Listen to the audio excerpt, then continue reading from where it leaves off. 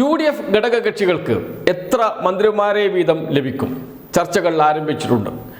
UDFിലെ വിവിധ ഘടകകക്ഷി നേതാക്കളുമായി കോൺഗ്രസ് നേതാക്കൾ ഉഭയകക്ഷി ചർച്ച നടക്കുകയാണ്. അതിനുശേഷം UDF യോഗം ചേർന്ന് പൊതു തീരുമാനത്തിൽ എത്തും. നേരത്തെ തന്നെ മുസ്ലിം ലീഗ് UDFിലെ ഏറ്റവും പ്രധാനപ്പെട്ട ഘടകകക്ഷിയാണ്. മുസ്ലിം ലീഗ് ഒരാവശ്യം ഉന്നയിച്ചിരുന്നു, 5 മന്ത്രിമാരെ നൽകണം. അതുകൂടാതെ ക്യാബിനറ്റ് പദവിയുള്ള ഒരു സ്ഥാനവും കൂടി നൽകണം. അത് ഭരണപരിഷ്കാര കമ്മീഷൻ ചെയർമാൻ സ്ഥാനം ആയിരിക്കണം എന്ന്.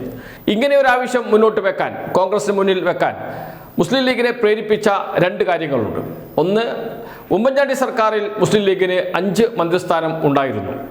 രണ്ടാമത്, ഇത്തവണ UDFിൻ്റെ വൻ വിജയത്തിൻ്റെ അടിസ്ഥാനം എന്നത് മുസ്ലിം ലീഗിൻ്റെ പ്രവർത്തനമാണ്, മുസ്ലിം വോട്ടുകളുടെ ഏകീകരണമാണ്. അതിൽ നിർണായക പങ്ക് വഹിച്ച പാർട്ടിയാണ് മുസ്ലിം ലീഗ്. അതുകൊണ്ട് മുസ്ലിം ലീഗിന് നല്ല പരിഗണന ലഭിക്കണം.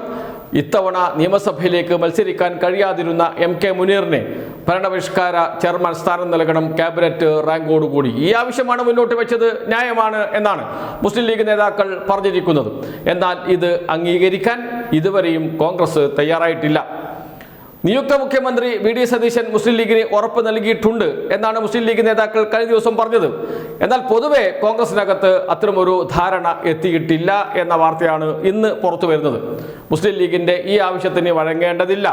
5 ക്യാബിനറ്റ് പദവി, 4 മന്ത്രിമാർ, അതോടൊപ്പം തന്നെ ഭരണപരിഷ്കാര ചെയർമാൻ സ്ഥാനം എന്ന ക്യാബിനറ്റ് റാങ്കോടുകൂടിയുള്ള പദവിയും കൂടി. അപ്പോൾ 5 ക്യാബിനറ്റ് പദവിയായി. കഴിഞ്ഞ മന്ത്രിസഭയുടെ കാലത്ത് എന്ന് വെച്ചാൽ ഉമ്മൻചാണ്ടി സർക്കാരിന്റെ കാലത്ത് 5 ക്യാബിനറ്റ് പദവിയാണ് ഉണ്ടായത്.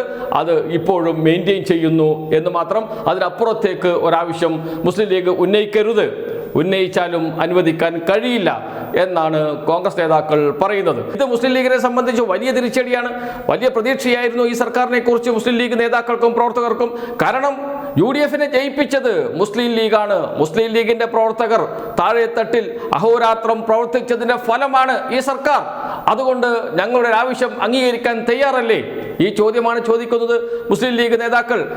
ഹൈക്കമാൻഡിനെ പോലും മുട്ടുകുത്തിപ്പിച്ചവരാണ്, അവരോടാണോ കളി എന്ന ചർച്ചകളൊക്കെ മുസ്ലിം ലീഗിനകത്ത് സ്വാഭാവികമായും ഉയർന്നു വരും. അതുകൊണ്ട് ഒരു തരത്തിലും പിറകോട്ട് പോകാൻ മുസ്ലിം ലീഗിന് കഴിയില്ല.